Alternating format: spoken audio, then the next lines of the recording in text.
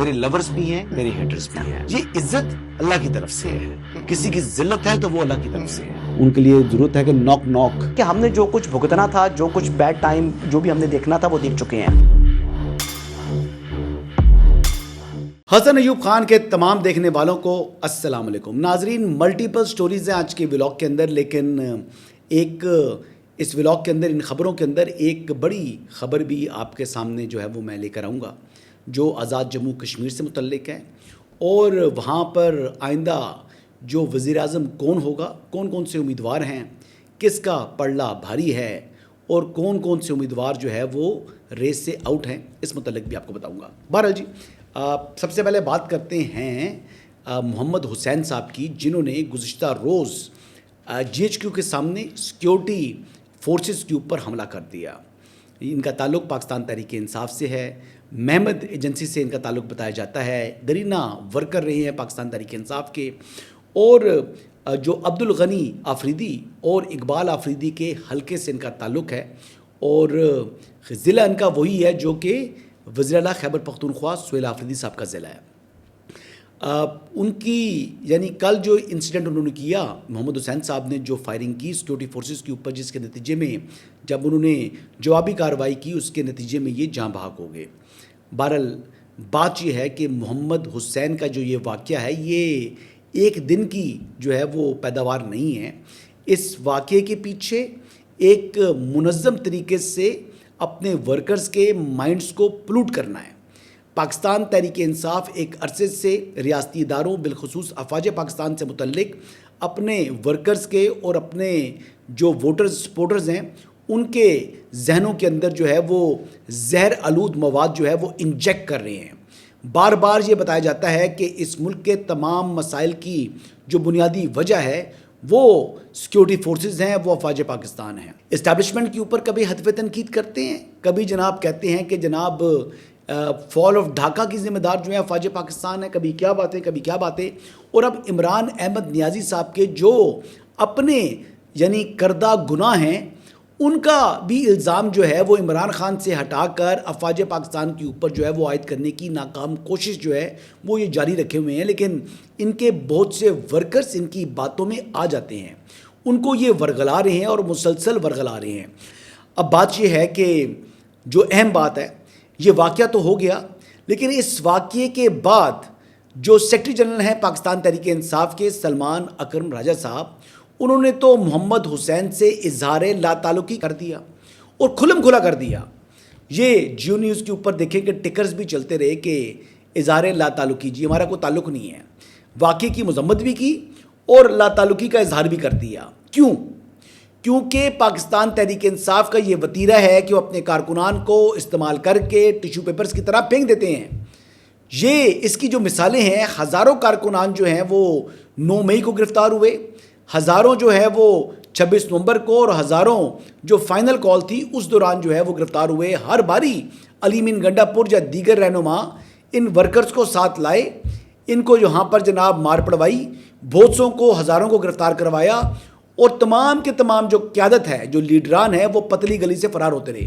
سہیل آفریدی اس مرتبہ تو لیڈ کریں گے، لیکن جو اس سے پہلے 3 کالز دی گئیں، کیا اس میں وہ شریک نہیں ہوئے؟ یقینی طور پر وہ شریک ہوئے ہیں، لیکن کیا وہ گرفتار ہوئے؟ جواب ہے نہیں گرفتار ہوئے. اب بات یہ ہے کہ وہ گرفتار کیوں نہیں ہوئے؟ کیونکہ وہ لیڈر ہیں. گرفتار تو کارکن ہوتا ہے. اور پھر شیر افضل مروت صاحب کی وہ گفتگو میں سنتا ہوں کہ وہ کہتے ہیں کہ یعنی یہ ورکرز کو بے یار و مددگار چھوڑ دیا گیا ہے. جب سے علی مین گنڈا پور کی وزارت اعلیٰ سے وہ ہٹے ہیں، ختم ہوئی ہے، اس کے بعد سے سہیل آفریدی صاحب جو ہیں وہ چیف منسٹر تھے، تو کسی ایک کارکن کی پیشی کے اوپر کبھی کوئی وکیل تک پیش نہیں ہوا.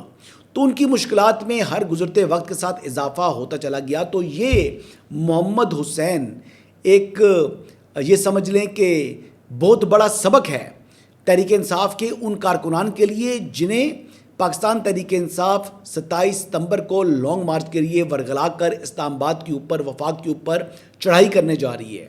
یہ ان کے لیے ایک ویک اپ کال ہے کہ اٹھو، جاگو، دیکھو کہ تحریک انصاف کی جو قیادت ہے وہ کس طریقے سے آپ کو استعمال کرے گی.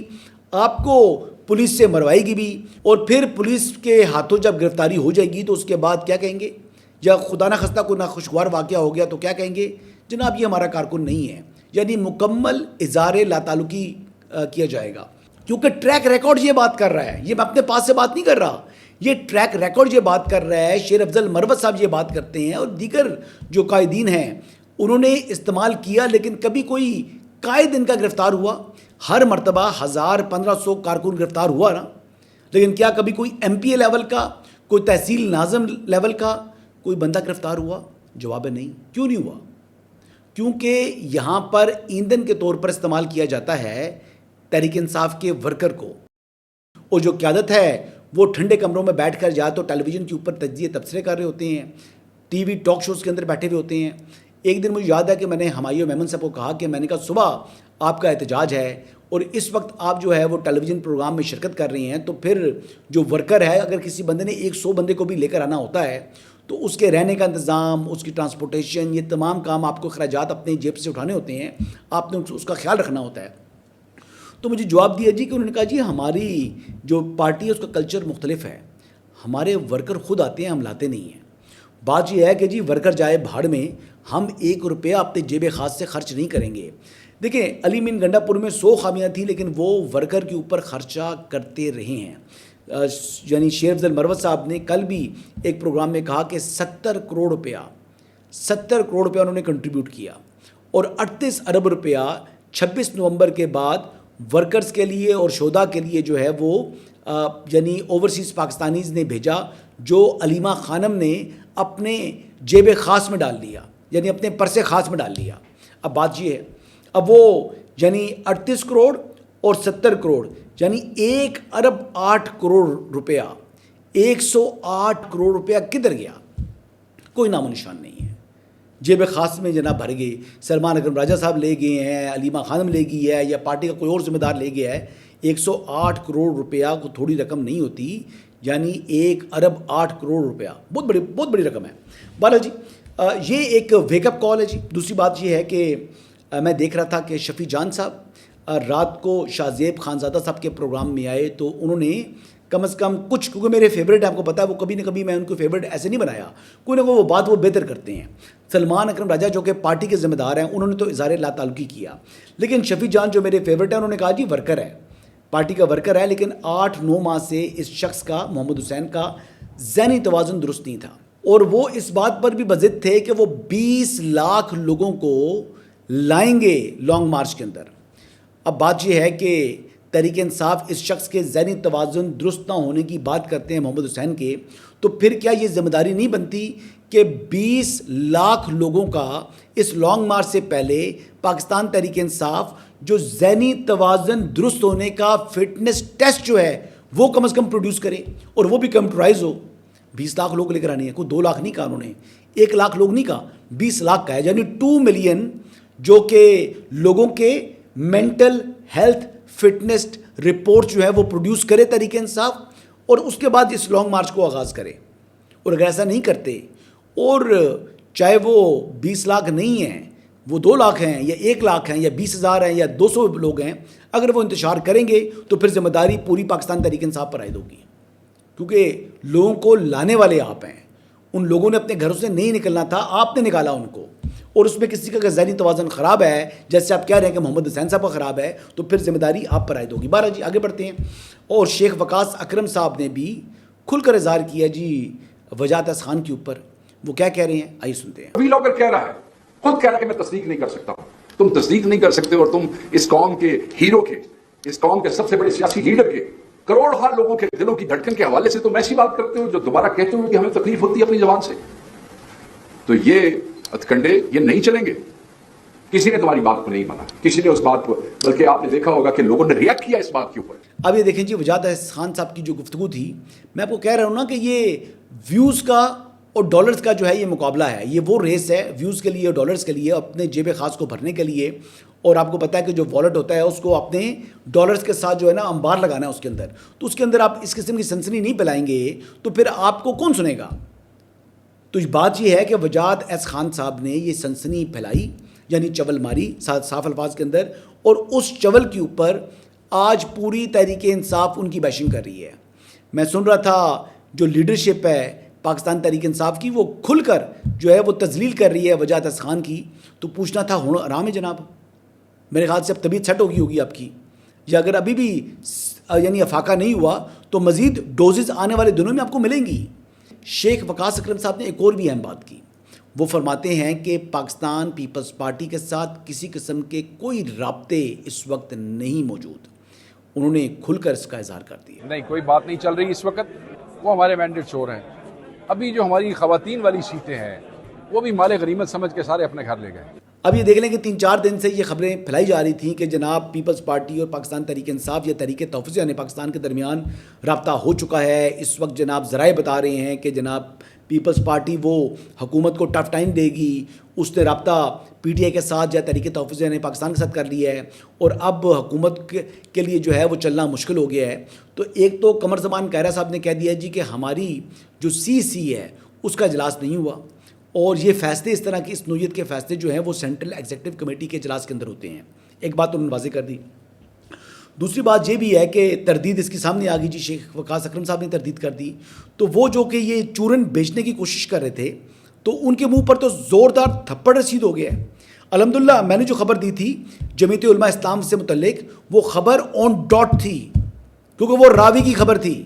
راوی واز دا فرسٹ ون جس نے کہا کہ جمعیت علماء اسلام کے ساتھ پاکستان تحریک انصاف کے رابطے ہو رہے ہیں اور شراکت اقتدار پر بھی بات ہوگی۔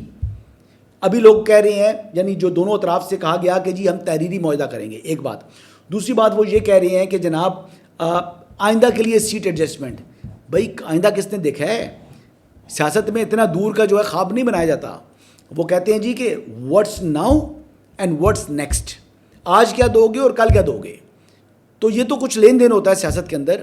تو مولانا تو مفت میں اپنا زکام نہ دیں، اور مولانا کوئی کچے کھلاڑی تھوڑی ہیں، تو لہٰذا شراکت اقتدار بھی ہوگا خیبر پختونخوا کے اندر۔ اگر جمعیت علماء اسلام کے ساتھ انہوں نے کوئی اپنی تحریری انڈرسٹینڈنگ کرنی ہوئی تو اس کو چاہے پبلک کریں یا نہ کریں، اقتدار میں مولانا شریک ہوں گے، ادروائز کوئی مولانا اپنا قدہ پیش نہیں کریں گے۔ بالا جی آگے بڑھتے ہیں اور امپورٹنٹ خبر کی طرف آتے ہیں اینڈ میں۔ اب آپ کو معلوم ہے کہ اے جے کے جو انتخابات ہیں وہ تقریباً تیسرا فیز بھی آدھا مکمل ہو چکا ہے۔ 2-3 باتیں میں سن رہا تھا جی۔ ایک تو فیصل ممتاز راٹھور کی نشست کے اوپر بڑا شور مچایا جا رہا ہے کہ فیصل راٹھور صاحب جو ہیں وہ الیکشن جو ہے وہ ہار گئے ہیں اور انہیں زبردستی جتوایا گیا ہے، اور مسلم لیگ نواز کی لیڈرشپ جو ہے وہ اپنے ہی امیدوار کو تحفظ فراہم نہیں کر پا رہی۔ تو میں یہ کہہ سکتا ہوں کہ اگر فارم 47 سے ہی جتوانا ہوتا تو پھر انہیں یہ 150-200 ووٹوں کی لیڈ تو نہیں دلوانی تھی نا جی۔ اگر دلوانا ہوتا تو پھر تو 5-7 ہزار کی لیڈ فارم 47 کے ذریعے اگر دلوانا چاہیں تو دلوائی جا سکتی تھی۔ تو میرے خیال کے مطابق اسی وجہ سے پاکستان مسلم لیگ نواز کی جو لیڈرشپ ہے اس نے اس معاملے کے اوپر ریئیکٹ نہیں کیا، ورنہ کون سا ایسا لیڈر ہوتا ہے جو اپنی ایک نشست جو ہے وہ اپنے ہاتھوں سے خود ضائع کر دے۔ اور نہ ہی فیصل ممتاز راٹھور صاحب جو ہیں وہ مسلم لیگ نواز کا حصہ ہیں، نہ ہی انہوں نے کل اگر وہ اسمبلی میں آتے ہیں تو وہ آنے کے بعد وہ مسلم لیگ نواز کی حمایت کریں گے، تو لہٰذا وہ اپوزیشن کریں گے، ٹف ٹائم دیں گے۔ ایک ویل اسپوکن آدمی ہے، تو ایک سابق وزیر اعظم ہے، تو ایسے شخص کو تو اسمبلی سے جتنا دور رکھا جائے اتنا ہی مسلم لیگ نواز کے مفاد میں ہے۔ تو میرا نہیں خیال ایسی کوئی بات ہے جی۔ بہرحال جی میں نے اپنے گھوڑے جو ہیں وہ دوڑائے ہیں جی۔ آزاد جموں کشمیر کے وزیر اعظم کون ہوگا؟ 2 نام جو ایسے تھے جو کہ سب سے زیادہ جو ہے اس وقت لیے جا رہے ہیں، 2 نام ہیں۔ ایک تو موجودہ قائد حزب اختلاف شاہ غلام قادر صاحب، اور دوسرا نام جو ہے وہ راجہ فاروق حیدر صاحب۔ ان 2 لوگوں کے نام لیے جا رہے ہیں کہ مسلم لیگ نواز کے ان دونوں میں سے ایک جو ہے وہ وزیر اعظم ہوگا، یا ان میں سے کسی ایک کو پرائم منسٹر نامنیٹ کر دیا جائے گا۔ میری جو خبر ہے وہ اس کے برعکس ہے۔ نہ محترم شاہ غلام قادر صاحب جن کے ساتھ میرا ذاتی تعلق ہے، میں آپ کو یہ بتا دوں کہ شاہ غلام قادر صاحب اگر بنتے پرائم منسٹر تو مجھ سے زیادہ کسی کو خوشی نہیں ہونی تھی، لیکن انفارچونیٹلی میرا تعلق اپنی جگہ، میرا فیملی کا تعلق ان سے اپنی جگہ، لیکن شاہ غلام قادر صاحب جو ہیں وہ انفارچونیٹلی وہ پرائم منسٹر نہیں بن رہے۔ تو اگر یہ دونوں پرائم منسٹر نہیں بن رہے تو پھر کون ہو سکتا ہے جو موجودہ امیدوار ہیں یا جو اس وقت جو وننگ کینڈیڈیٹس ہیں یا مزید بھی کوئی جو جیت سکتا ہے تو کوئی ایسا شخصیت ہو جو کہ پرائم منسٹر کی جو سیٹ ہے اس کو فل کر سکے، تو پھر ایک ہی شخص رہتا ہے جی. اور میری جو ذاتی رائے میں he is also a very reasonable and respectable person. Senior minister رہ چکے ہیں AGK کی کیبنٹ کے اندر. ان کا نام ہے جی طارق فاروق صاحب. پڑھے لکھے آدمی ہیں، ویل اسپوکن ہیں اور ایک اوپینین رکھتے ہیں اور بات بڑی ٹھہر کر گفتگو کرتے ہیں. میری 1-2 شادیوں پر ان سے ملاقات ہوئی ہے. ایک میری شادی پر ان سے ملاقات ہوئی تھی منگلا ڈیم کے پاس میرپور کے علاقے میں، اور دوسری میری ان سے ملاقات ہوئی تھی برطانیہ کے اندر نائٹس برج کے اندر. میرے کو دوست تھے، ان کی طرف وہ آئے ہوئے تھے، اور وہ دوست جو ہیں وہ سندھی ہیں، وہ بھٹو ہیں. ان سے ان کے ریزیڈنس کے اوپر بھی ان سے ملاقات ہوئی تھی. بہرحال طارق فاروق صاحب جی موسٹ لائکلی وہی پرائم منسٹر آزاد جموں کشمیر ہو سکتے ہیں. اگر انہی کا انتخاب کرتی ہے مسلم لیگ نواز کی لیڈرشپ تو میرے خیال کے مطابق یہ اچھی چوائس ہوگی. یہ میری ذاتی اوپینین ہے. اور ویسے جو حالات بھی اسی سمت اشارہ کر رہے ہیں کہ طارق فاروق صاحب ہی پرائم منسٹر آزاد جموں کشمیر بننے جا رہے ہیں. انہی الفاظ کے ساتھ جی اجازت چاہوں گا. کل دوبارہ آپ سے ملاقات ہوگی. اللہ حافظ.